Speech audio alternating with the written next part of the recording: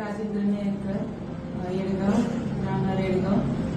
मला चालायला पण होत नव्हतं, पूर्ण म्हणजे पायच असं एकदम लहान बाळासारखं चालायचं एकदम. आणि आता ते डॉक्टरांचं हे ऐकलं ना, नाव ऐकलं जरा, त्यांच्याविषयी पण माहिती जरा भेटली, म्हणून मग भालेराव डॉक्टरांना आम्ही आलो. आणि त्यानंतर त्यांनी MRI वगैरे रिपोर्ट पाहिल्यानंतर ते बोलले ऑपरेशन करावं लागेल.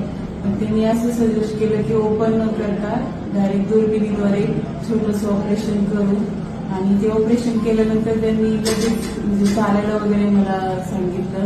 आणि त्यानंतर आता मला पूर्ण आराम आहे, म्हणजे बऱ्यापैकी 100% फरक पडलेला आहे. आणि मी रोजची कामं पण बऱ्यापैकी करू शकते.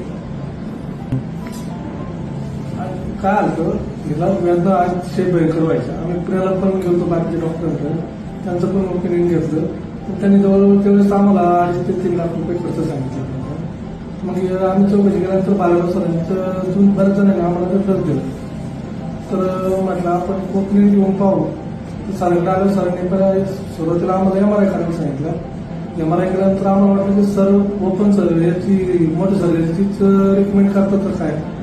सरांना दाखवलं, सर बोलले वयाचा विचार करता आपण दुर्बीणचं छोटंसं जेवढी गादीत ते नसला त्रास करते तेवढी आपण काढून टाकू. आम्हाला थोडंसं बरं वाटलं.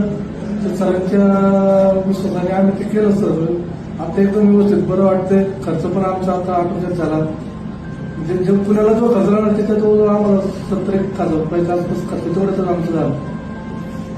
हॉस्पिटल पण खूप चांगलं आहे. सरांनी खूप सहकार्य केलं.